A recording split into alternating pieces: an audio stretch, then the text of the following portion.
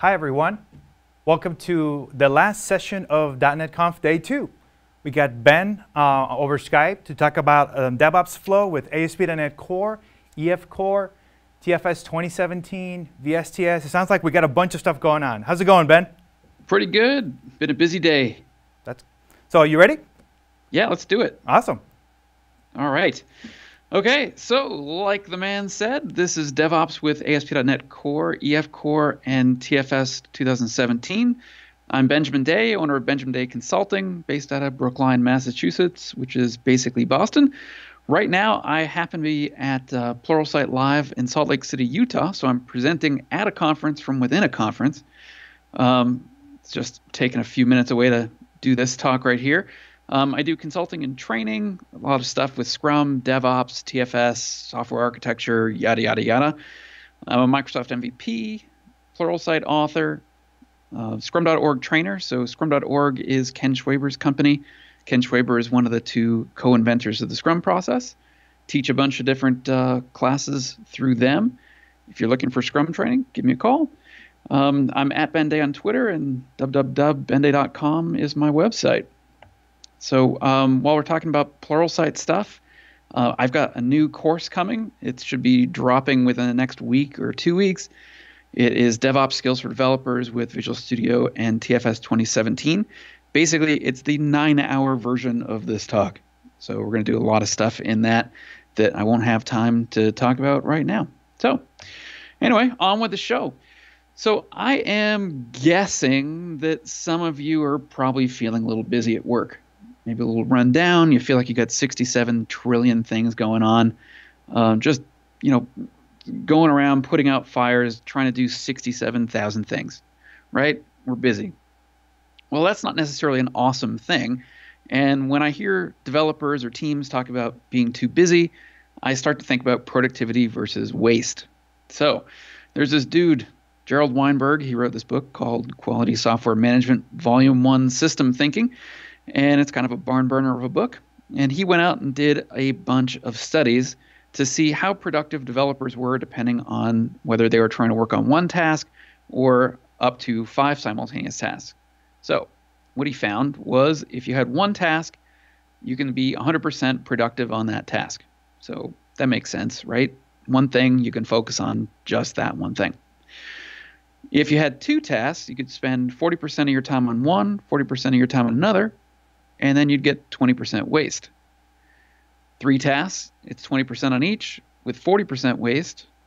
4 tasks, 10% on each, 60% waste. And it doesn't get a whole lot better when you get down to 5 tasks, when you're spending 5% on each task and 75% waste. Now, if you think about what that actually means with 75% waste, if you're working Monday through Friday, that means that Monday, Tuesday, and Wednesday are totally gone. Most of Thursday is gone, and you're productive on Friday. When you're trying to do 5 simultaneous tasks, you're going to feel too busy, and you're losing most of your effectiveness off to context switching. So, science proves it. Humans are terrible at multitasking. So when you try to do 5 simultaneous things or however many simultaneous things, you just aren't good at any of them. You lose your focus. You're constantly shifting in and out of what you're paying attention to. So what we're going to try to do with DevOps is we're going to try to eliminate that. We're going to try to cut down on the multitasking and be productive by trying to eliminate distractions. Now, when I start thinking about software development, I think that our industry has kind of a big problem. Like one of the biggest problems we have in our industry is the name of our industry. Because when you think software development industry, you start thinking about software developers, which makes sense. I mean, we're a good chunk of what the industry is about. But if you write your code on your laptop or your workstation and then you check it into version control, it compiles on your box, checks into version control, that's fine. That's great, but you're not really done. Until you've actually delivered that software to someone so that they can actually use it, it's not very useful, and you're not going to start capturing any business value from it. So What I think would make more sense is if we start thinking about our industry as a software delivery industry as opposed to the software development industry. Now, when you switch into that mindset, you start thinking about all the stuff that happens holistically about delivering software, like from coming up with our project plans, from test plans, test case management, software architecture, writing the code, testing the code, getting it scripted out, ready to be deployed onto servers, getting servers stood up, talking to operations people, monitoring of our stuff once it's been deployed. There's a ton of stuff that happens that goes into making sure our application is delivered. So once you start thinking about that, that starts getting you towards more of a holistic DevOps mindset. So in that DevOps mindset, I want you to start thinking about stuff that slows you down. So any of those distractions that push you more towards 5 simultaneous tasks as opposed to 1 simultaneous task, start thinking about that. So anything that slows you down, automate it. Anything that's painful or annoying, automate it. Like all the stuff that you don't want to do, automate it. Which actually, going back to this slide for a second, like whenever, like we've probably had project managers that do this. They want you to do something that is unfun, so they either bring donuts or pizza. So whatever they're trying to get you to do when they bring pizza, you probably want to try to automate that thing. That's an indication they're trying to make you do something that you don't want to do, that's no fun, and they're trying to bribe you into doing it. So whenever free pizza shows up, that's usually an indication that you need to automate something in DevOps. So what is this whole DevOps thing? I define it as DevOps is a mindset plus a set of practices that focuses on automation. So that mindset is that we want to have a full end-to-end way of easily delivering software from development through to operations and have that be as seamless as possible. And we're going to do that largely by leaning on automation. So why DevOps? Well, the more stuff that we can automate, the more we minimize the distractions, and the more that we make delivery of our software and deployment of our software easy. Also, if it wasn't clear already, DevOps, Dev is the development side, Ops is the operations side. So over the last, say, 15 years of Agile and Scrum, we've generally gotten pretty good at getting ready to deliver software. So we get done working software ready, but then we've got to actually hand it off to somebody to make it get deployed onto servers. And that sort of air gap between development and ops is a handoff, and whenever you have handoffs, it slows things down. So why DevOps? Minimize distractions, make delivery and deployment easy. Now, as a hint, if you haven't figured this out already, you want to have more frequent releases. So releasing your software more often is going to be fantastic, and DevOps is going to help you to do that. So if delivery and deployment is easy, it means that it's not a big deal to do a release. So hopefully also when you do a release, it doesn't have too much human involvement. So, and if delivery and deployment is easy, it means that you can do releases more often.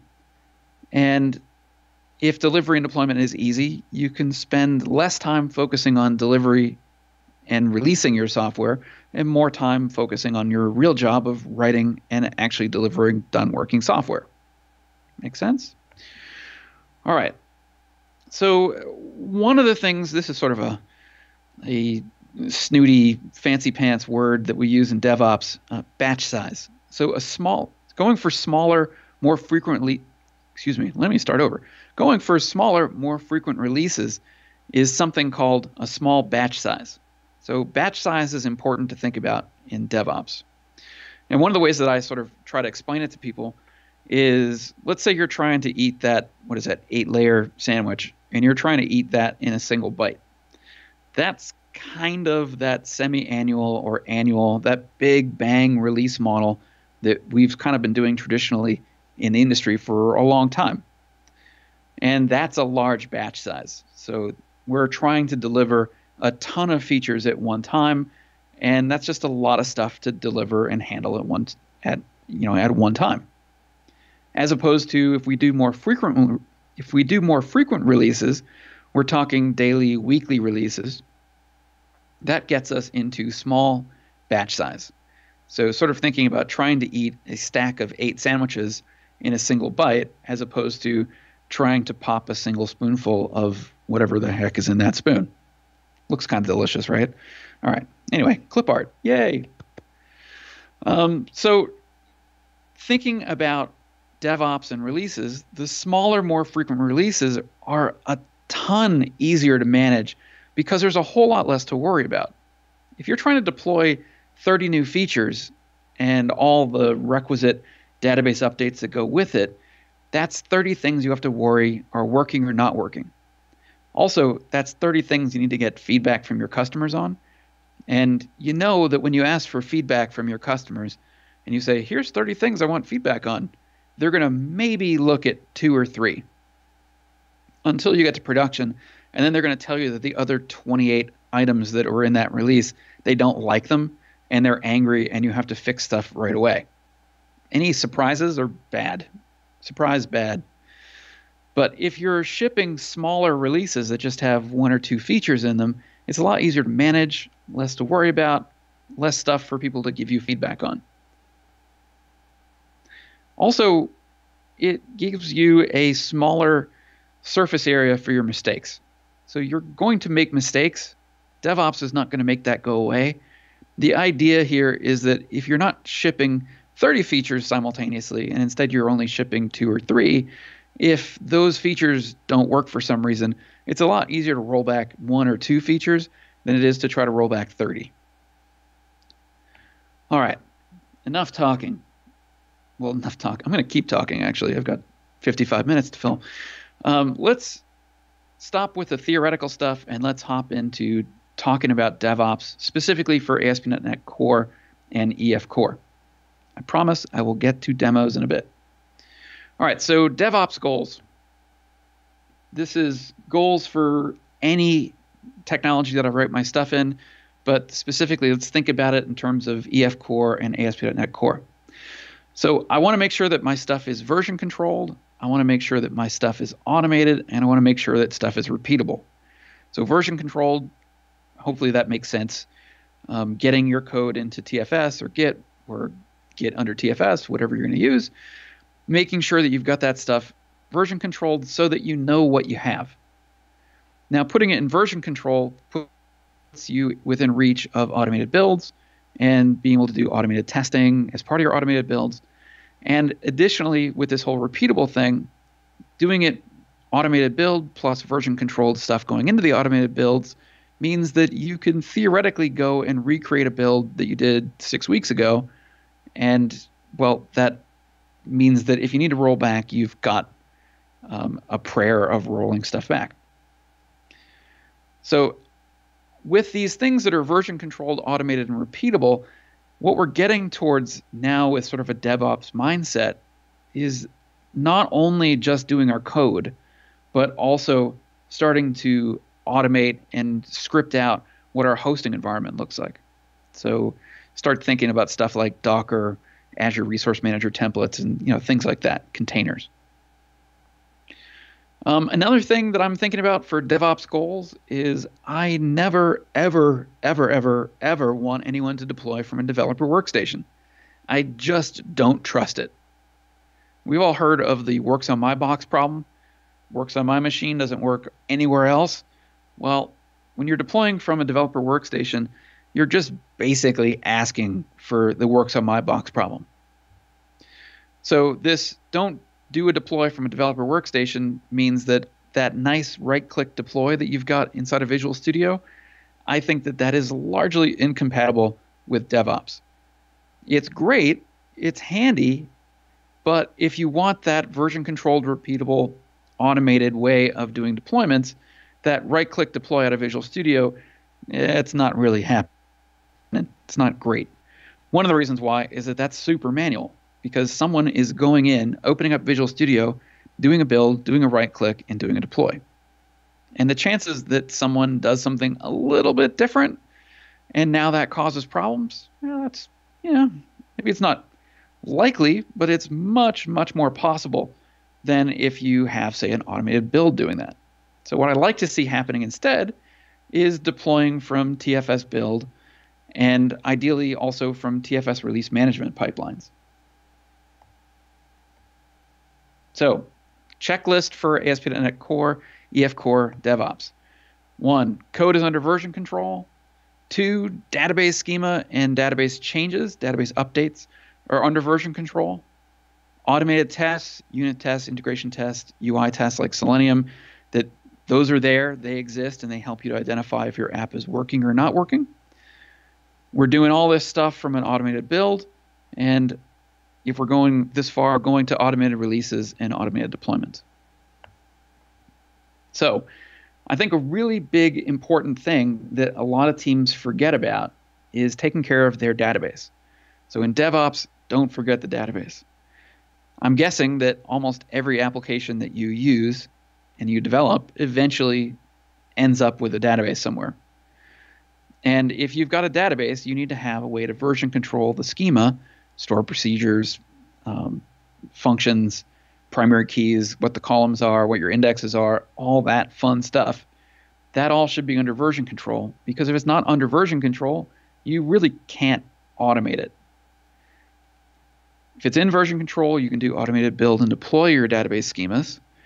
And I think that there are 2 big approaches that exist in Visual Studio. There's actually a third. I'll come to that in a second.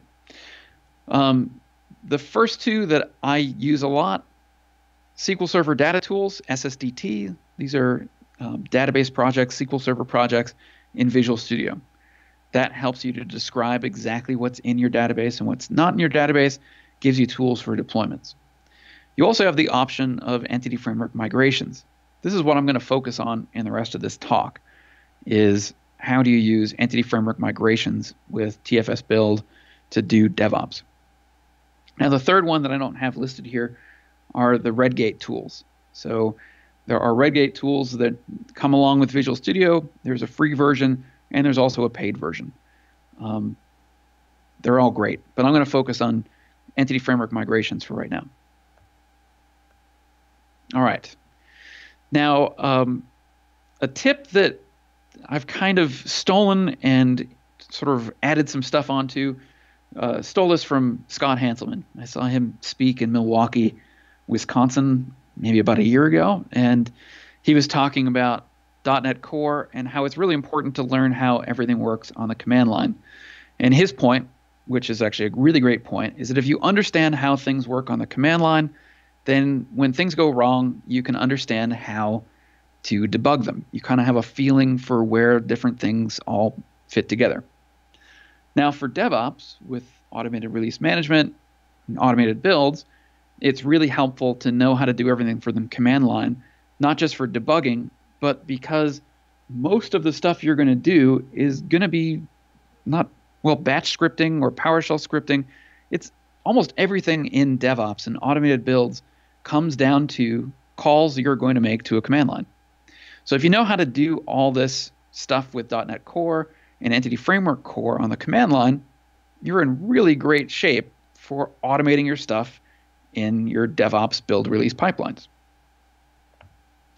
All right, so I'm going to take a quick drink of water, and next we're going to do a demo.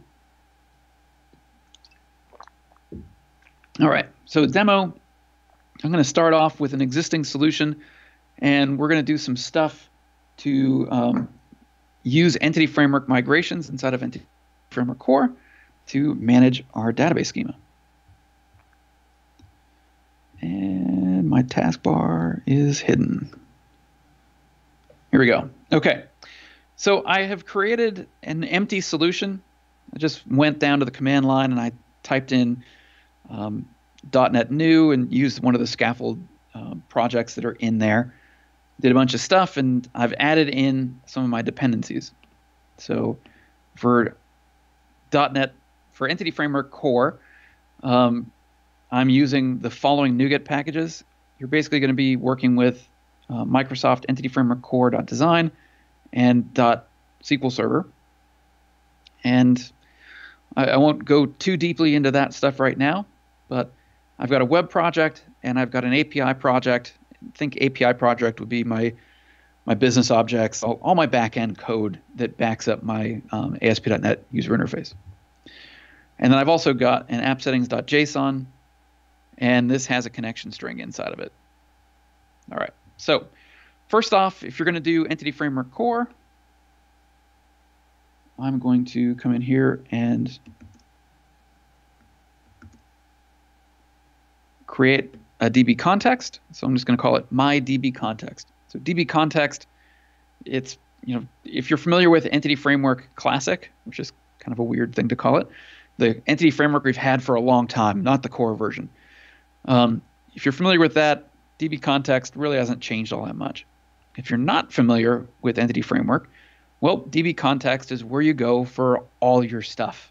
This is the center of how Entity Framework saves your entities into the database and loads it back and handles all your changes and all that kind of fun stuff. So I'm going to come down here and I'm going to create a class that we're going to want to save into the database. We'll call it person. We'll have a property called ID. We'll have another property called first name and a final property called last name. Now, if you're wondering what I'm using to get all these nice little expansions, I'm using CodeRush. CodeRush is awesome. And let's see, I'm using CodeRush for Roslyn v17.1.7. All right, so we've got that in there, and that person class is pretty much good enough. I'm ready to go for that. I'm going to use a CodeRush refactoring called move type to file. We'll take that class and put it into its own C# file. I've got my DB context, and I'm just going to rename this file to match the type. So that just went over here and changed that from class1.cs to mydbcontext.cs. All right, so we've got our DB context, but it doesn't know anything about the person class. So let's add a DB set property. So DB set is a utility class that comes along with Entity Framework Core, and it just says this is a collection of things that we know about.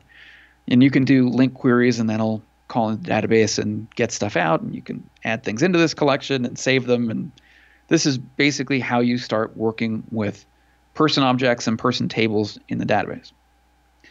All right, so we've got this, and we need to do one more thing. Or actually, you know what? I'm going to come down to the command prompt and try something out. Go to the command line, developer command prompt. Puts me into the directory that has my APIs in it. And I'm going to type in .NET EF. .NET EF is the command line interface for Entity Framework Core. If you type in .NET EF on the command line and you get an error, that's an indication that you have not added a tools reference. So let's come over here and let's edit the CSproj file from my API. And let's see, right down here, if you get that error, it means you need to add a .NET CLI tool reference that points to this NuGet package right here. So that NuGet package, Microsoft Entity Framework Core.tools.net, that is what gives us that command line interface for working with Entity Framework. Okay, so we've got that. Back down to the command prompt again. So what I'm going to do is I want to add a migration. So an Entity Framework Core migration is how we package up the changes that we want to deploy into the database. So I'm going to come down here. I'll say .NET EF migrations, add, and then I'm going to say initial migration. So initial migration meaning just setting up the database. We'll run this, and I believe this is going to cause an error.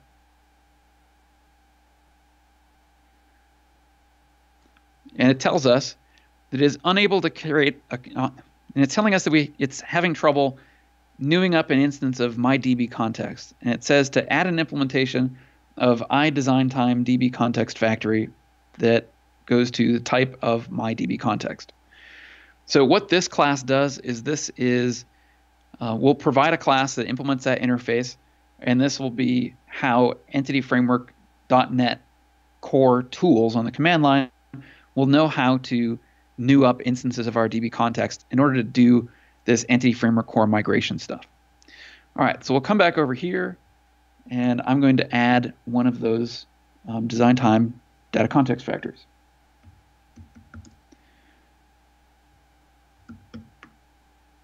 All right, so I'm not going to take you through tons of this code here, but basically I'm doing an implementation that is of iDesignTime DB context factory that points us back at my DB context. And then we've got this class with the really unwieldy name of my DB context DesignTime DB context factory. So anytime you see the word factory, it means that that's a class that knows how to create other classes. All right, I'm going to extract this into its own file. And if we scroll down just a little bit, really the interesting stuff that's happening here is that we're creating an instance of configuration builder that goes and looks for an app settings.json, which it'll find this one right here in our API project. Give it a couple options, including being able to grab connection strings off of environment variables. I'm not going to demo that right now, but we're going to read it out of app settings.json, and the connection string I want is named default. Let me just hop over into app settings.json for a second.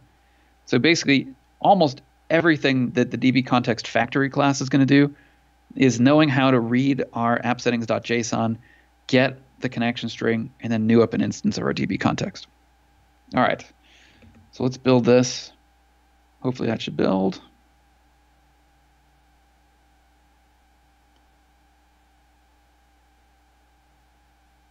Looking pretty good so far. All right, that passed. So let's come back over here and let's rerun this .NET EF migrations add initial migration.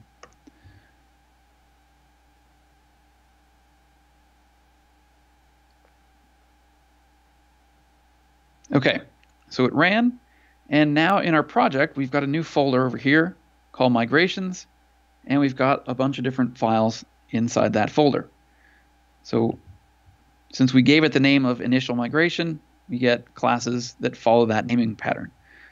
So in a migration, we got an up method and a down method. This is auto-generated for us. We just run that command, it creates it for us. So up is for deploying this migration. So in this case, it's going to create a table. The table's name is person, and it's got an ID field, a first name field, and a last name field. And it's got a primary key of PK persons that points at the ID field.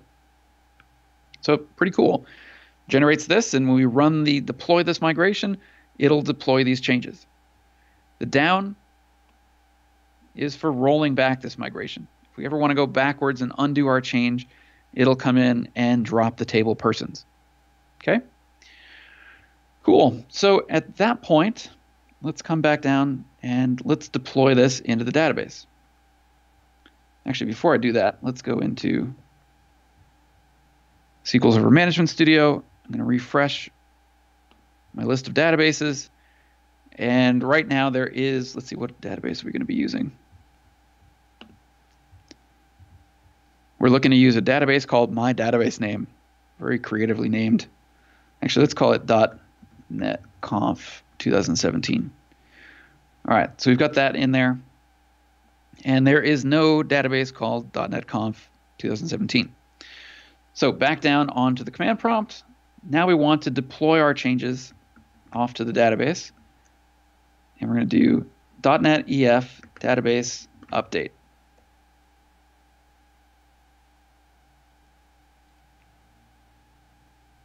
This will run. Hopefully it won't error out.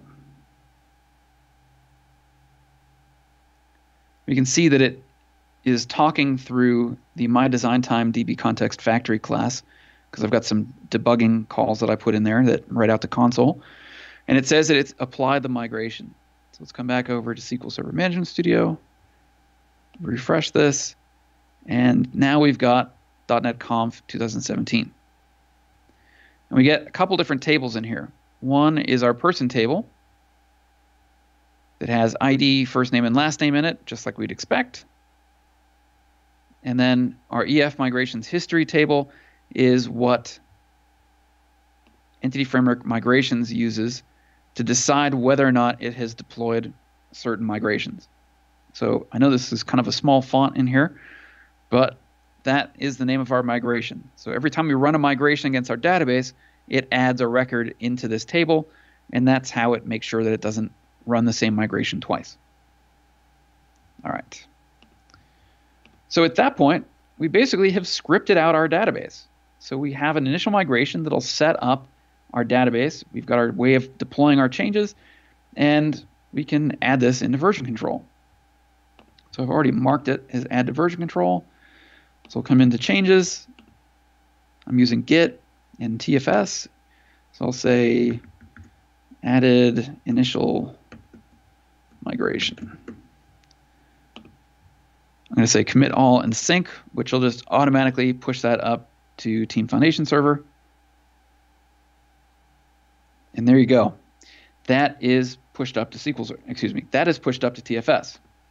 Now, this is great for just our initial migration, but now let's say we need to make some changes to what we're doing.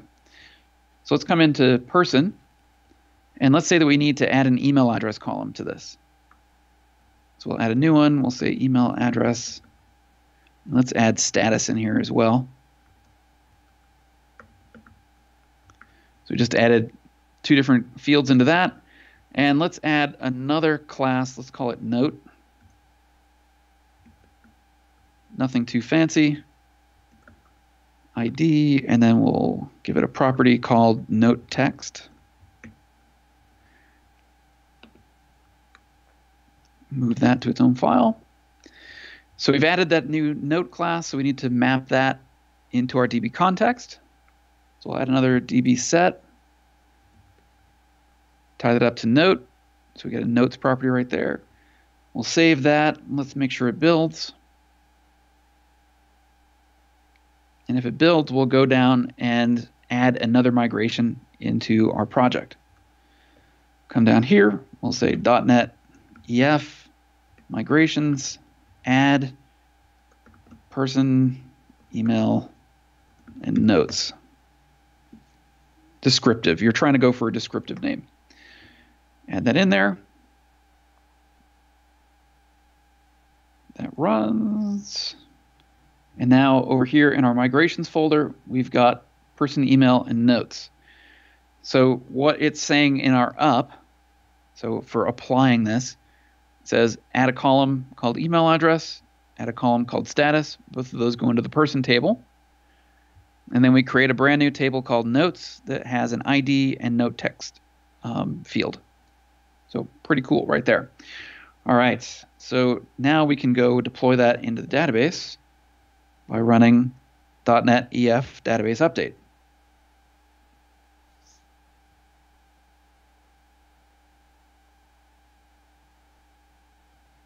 All right, so that's applied that migration. Let's go look at it inside of SQL Server Management Studio. We now have a notes table. We have a persons table.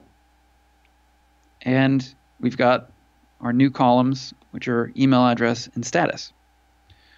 So right there, we've done some modifications to our database, modifications to our entities, added a new migration, and that is part of our project. So at this point, we can take this and we can commit our changes. We'll say added new fields to person, added note entity. Commit all and sync, pushes that up to TFS, and now we've got our database changes all in there. All right. Coming back into slides, because we all love slides. So let's do a quick summary of what I've talked about so far with EF Core and EF Core migrations.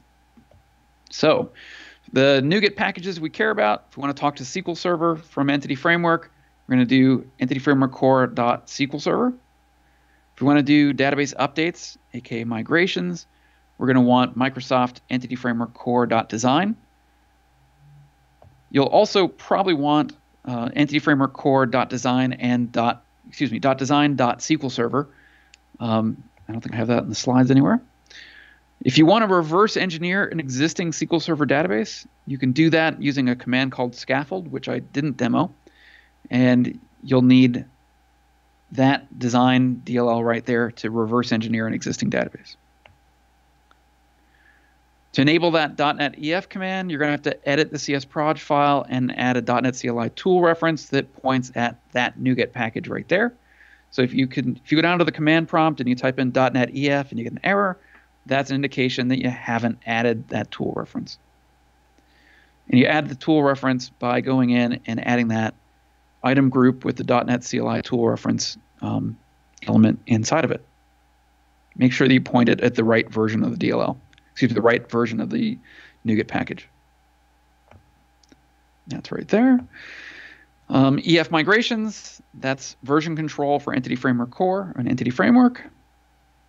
Doing migrations from the command line. If you need to add or remove a migration, it's going to be .NET EF migrations add, give it the name of the migration, or migrations remove.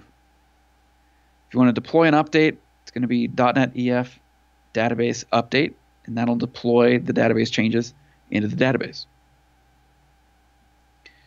All right, so some things you'll need for EF Core. You needed to have that DB context, and that's the starting point for all the stuff you're going to do in your database. All your database operations, your saves, retrieves, your updates, deployment of Entity Framework migrations, and that is in that namespace right there. So create a class that extends from that DB context class.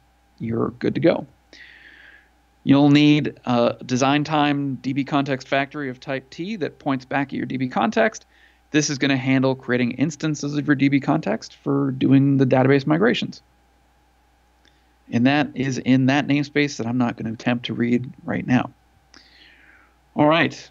So now let's talk a little bit about hosting ASP.NET Core on IIS before I start getting into some automated build and automated deploy demos.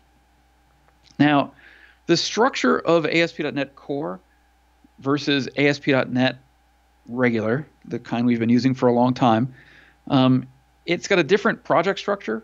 And while you'll see things that are familiar, like web config and DLLs, you need to install this little thing right here. So you're going to install something called the .NET Core Windows Server Hosting Bundle. If you don't install this and you go deploying your ASP.NET Core application on IIS and you try to run it, you're going to get a 500 error. And it's not going to give you a whole lot of information. It's just going to say, I got nothing, which is pretty much what a 500 error says. If you're doing ASP.NET Core 1.star, you're going to follow this link. These slides will be posted up either on Channel 9 or on my blog, probably both. So you don't have to memorize this right now. But that's the URL for the .NET Core 1.star version. For 2.star, it's got a slightly more friendly URL. If you need to do hosting of both of them, you have to install both of them. It's pretty fun. But the installation, it's a 80 meg download, run it.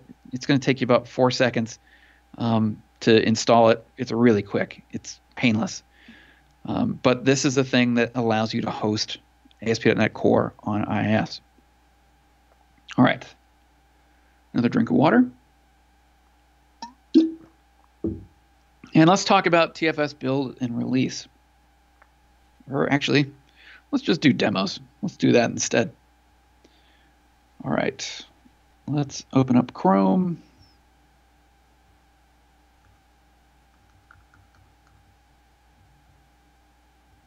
All right.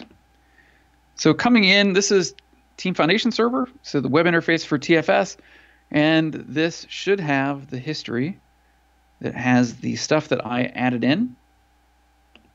So we did the demos of adding new fields to person, initial migrations in there. Sort of seems like we're missing something. Let's go back to Visual Studio for a second. Is there anything I didn't check in? Nope, that looks good. All right, I'm just going to go with it.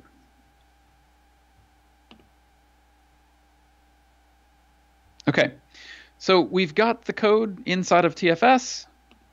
We can go through it. go looking at it, we've got our migrations, we've got our app settings.json, all its stuff is in here. So now let's do an automated build. So we'll come over to build and release, say build, and we'll create a new definition. So definition means build definition. And since we are doing ASP.NET Core applications, I'm going to use ASP.NET Core Preview as a template. I'm not really sure why it still says Preview, but that's the one you want. So it's just going to give us the starting point for our build template. Click Apply, and the first thing you're going to want to do is rename this. So let's give it a good name.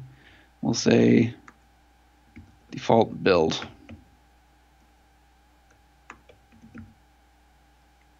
All right, and I will save this right away. And what you'll recognize is that this has all the same steps that you would do if you're trying to build and deploy. Excuse me, if you're trying to build a .NET Core application on the command prompt.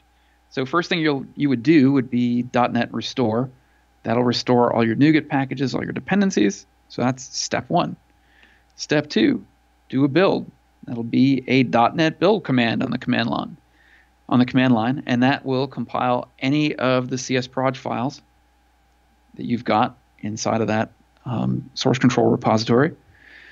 Tests. So if you've got unit tests, it'll try to run them. And then the last thing is it's going to try to do a .NET publish.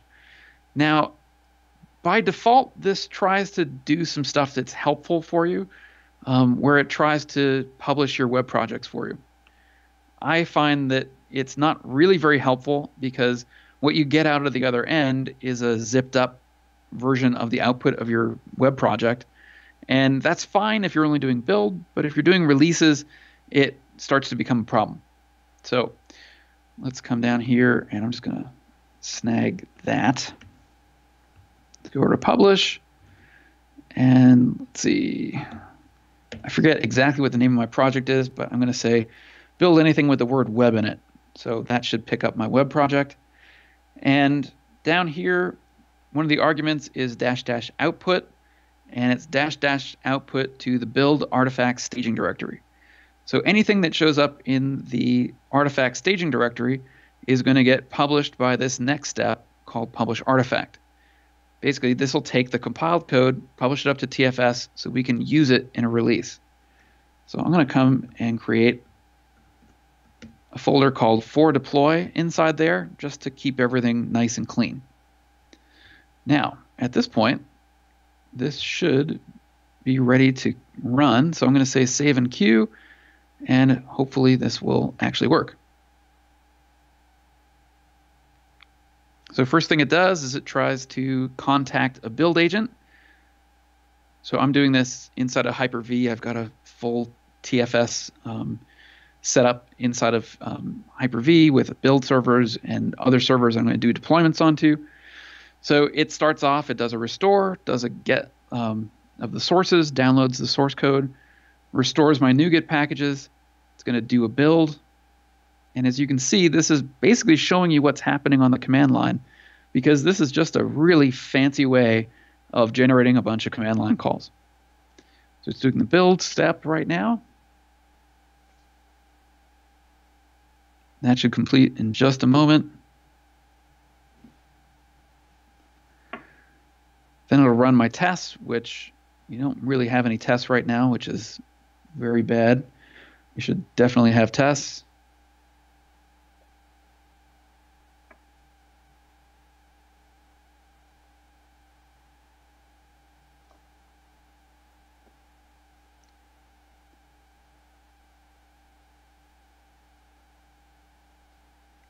It's super fun to watch this, isn't it? Just me filling time while we wait for TFS to do the build. This is like the worst radio show of all time. All right, cool. It ran and the build succeeded. So it went through, it published our artifacts, basically published the output of our build. And if we come up here, we can see we've got a build with a build number on it. And if we click on it, it takes us into the overview of our build. Down here, it shows us what our associated changes are. So basically, what are the changes? What are the recent commits that went into this build? And we also have this thing that says artifacts. And if we click on Explore, there's someone at my hotel room door. That is perfect timing. We open up the drop directory. We've got our for deploy directory in there, and we've got webui.zip, and that's not what we wanted. I think I forgot to save something. Anyway, like all good demos, I'm going to go and cut over to one that is already completed that worked just fine. Come over into this one that I ran earlier today, go into artifacts, go to explore.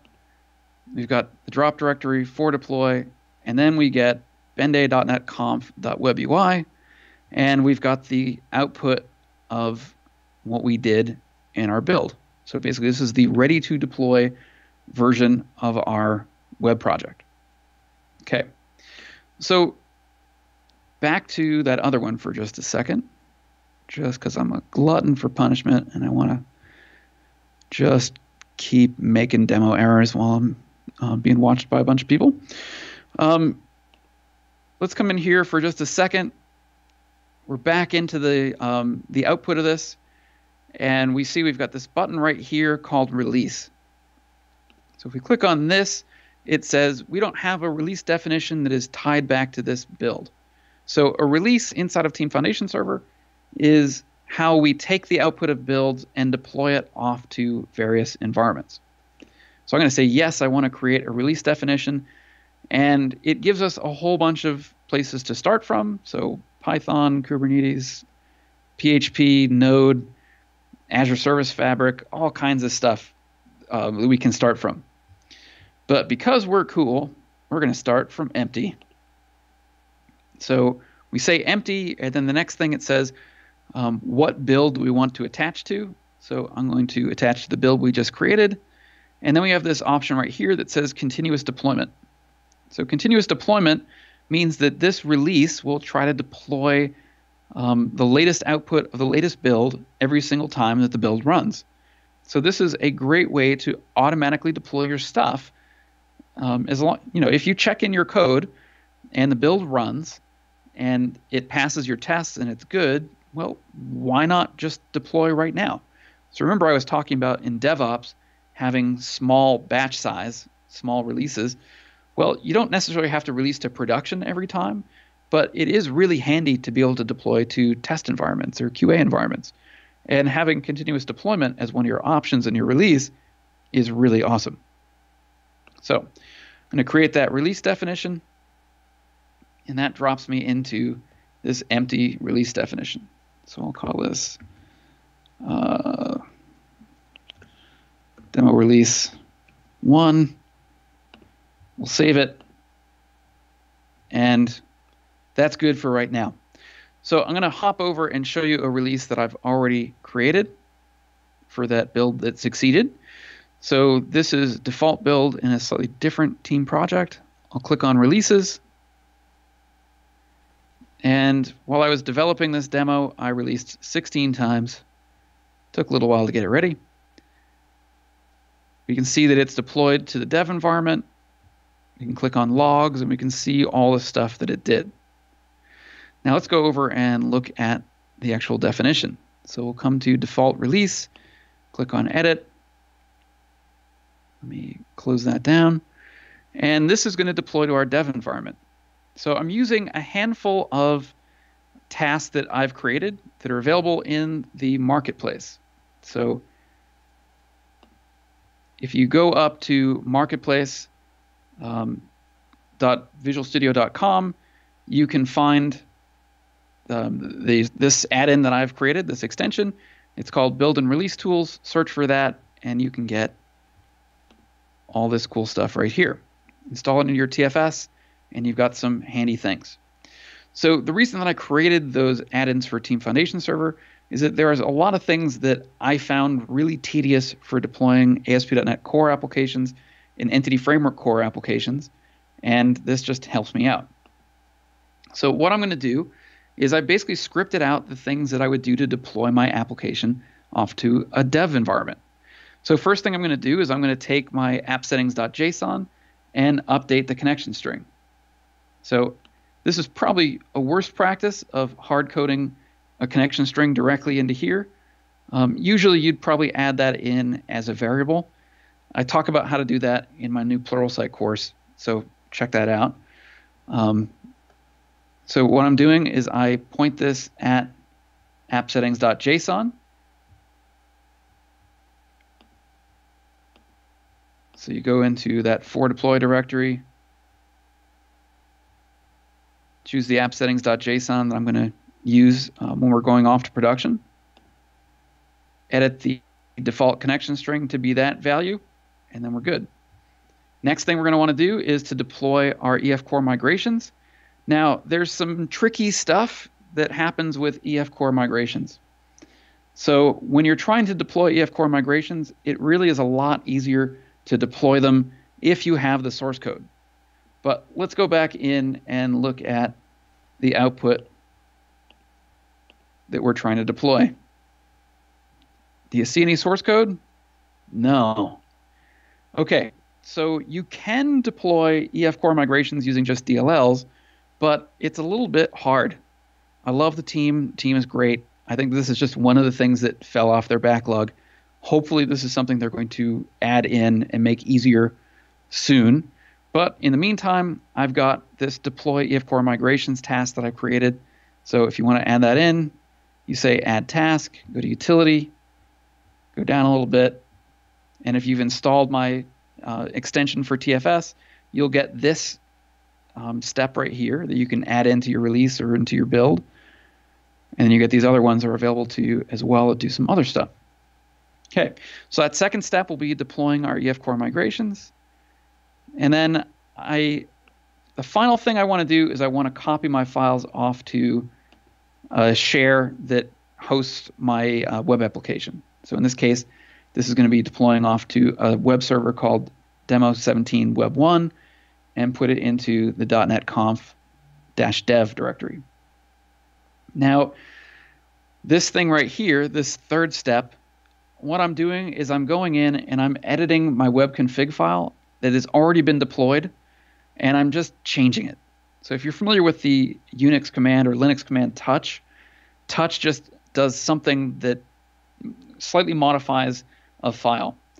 Now, anytime you modify web config, that unloads your app inside of IIS and releases any locked files. So I like to do this just to make sure I don't lock any files so that when I run this next step, which does the copy, everything runs just fine. So we've got that. Now, if we want to do a release, we can say create release, and it'll say which build we want to deploy. I'm just going to choose the latest, and that'll go and run and deploy our application. But I'm going to skip ahead and show you what I've already deployed. Now, with that, this is not a really fancy ASP.NET Core application, but I went through and fully deployed the ASP.NET Core app that we were working with, that we did our builds on, that we did our releases on, we did our EF Core migrations on, and that's all going into an actual database. So through automated build, test, release, we've gone and deployed this off to an actual web server, and we're able to run the application. So at that point, I think I'm pretty much running out of time. Let me just wrap up. So our ASP.NET Core, EF Core DevOps checklist. 1, make sure your code is under version control. Hopefully that is not anything exotic and that you're all sold on version control. Next, make sure your database schema and your database changes are under version control. So if you're using EF Core, a great way to do that is EF Core migrations. If you're not using EF Core, check out SQL Server Data Tools. They're also a really great option for managing that. So get your schema and your changes under version control so you can start deploying them. If you've got automated tests, and you should have automated tests, run them from your automated build. So from your automated build, compile your stuff, run your tests, make sure it all comes together. And then finally, use automated release and deployment to actually deploy your EF Core migrations and your ASP.NET Core app off to whatever server you're using. So, any last questions? or any questions at all. Yes, Ben, we got one question, and the question is, how is the insertion of the DB context and DB context factory done in such a timely manner? What are the shortcuts? Can you read that one more time? Yep. How is the insertion of the DB context and DB context factory done in such a timely manner? What are the shortcuts? Huh. You mean how am I? Oh, what are the shortcuts I'm using inside of Visual Studio? So they're actually there are CodeRush templates that I wrote that I would be happy to share with somebody else. I'll give you the quick view of it right now, just perfect to show you what I'm doing. Yeah, if you have this code or wherever you're going to share. Yep. You can. Yeah, I'll share out my my list of CodeRush templates as well. Okay. Actually, I should write a blog post on that. Cool. So what I was doing is I was typing in dbcf, and that gave me my context factory. Oh, nice. And that's all that code right there. DBS gives me my database set, or excuse me, my DB set, and DBC was for creating the data context. Cool. Yeah, maybe you can put like GIS out on GitHub so people can take a look at it. That's a good idea. Yeah. Cool. Right. Well, that's it. We don't have any more questions. Ben, thank you so much for taking the time. I know you are at another conference, so you took time away from that conference to speak at our conference. So thank you very much for doing that. Hey, no problem. Thanks very much for the time. I hope you enjoyed it, and we'll talk to you later. Yeah, sounds good. Thank you so much. Well, right, see ya. Yep, see ya. But all right, everyone, that wraps up day 2 of .NET Conf, and I'm actually going to invite my partner in crime here, Beth Massey, to come in. So we'll give her a second here. Hey, Beth. Hey. How's it going? How's it going? Great. Oh, my back is killing me. Oh, is How it? about you? Yes. I mean, sitting down and doing everything that we need to do is just, it's a lot of work. It's been awesome. Actually, we're on mute. You're muted. I'm You're muted. Can you hear Beth now? This is why I'm not on camera, because I don't know how to use the things. So yeah, thanks everybody for watching. We had such a great interaction today on Twitter. Yeah, like I can't believe how many people were excited. We got so many great questions. I didn't realize that we have had more questions than any other conference. Yeah, so a little FYI, Beth and I actually been sitting behind our computers since all day yesterday, all day today. Every time you put a question in on Channel 9, we're the ones who are sending it to the right tracks. So we have to look at them. We have teleprompters and people are reading them, so everything's live. That's the benefit of having doing this live, is so we can answer your questions. It's literally like the Matrix out there. We're just moving stuff left and right. Yeah. So what do we got up for tomorrow? So tomorrow is day 3, or beginner day, and that's the best part because we literally have 2 tracks for whether you want to focus on C# and or web and mobile. So on the C# track, which we're calling .NET Fundamentals, we have in Getting Started with .NET. So we have Scott Hanselman and Kathleen Dollard taking 2 hours in the morning showing you how to do the CLI, all the tooling involved around it, which is going to be pretty great. We also, after that, we have 2 hours of C# training by Bill Wagner. Awesome. So that's going to be great. Yeah, Bill's great. So if you're basically like learning programming, he would be really good to teach C#. So. And then we're going to have a little bit of Razor Pages, an introduction to that, and then we're going to finish up with F#. So a lot of great content there. Now, if you already know C# and you want to kind of get your skills a little more up to speed on the web and mobile side, we have the ASP.NET team coming in teaching you ASP.NET Core, web APIs, security, a ton of great content. So wait, we're going to have Scott Hanselman, Dan Roth, Maria, like the ASP.NET team, exactly. right? Oh yeah, okay, it's the real people, the people who are building the stuff Yeah. with us. And at the end, we're going to have Xamarin. So we have Xamarin University doing training for us pretty much for like 4 hours straight. Great, those guys are awesome. Oh yeah, it's going to be awesome. Yeah, having multiple tracks is the first time. We're like, literally 16 sessions a day of .NET going through this conference, and it's been pretty fantastic. Yes, actually. tiring, but fantastic. Tiring and fantastic. So, but yeah, so look at the hashtag .NETConf and tune in tomorrow. All right, guys? All right, thanks so much. Have a wonderful day. Woo! Yeah! See you, go on. Have a great night. See you tomorrow. See you tomorrow.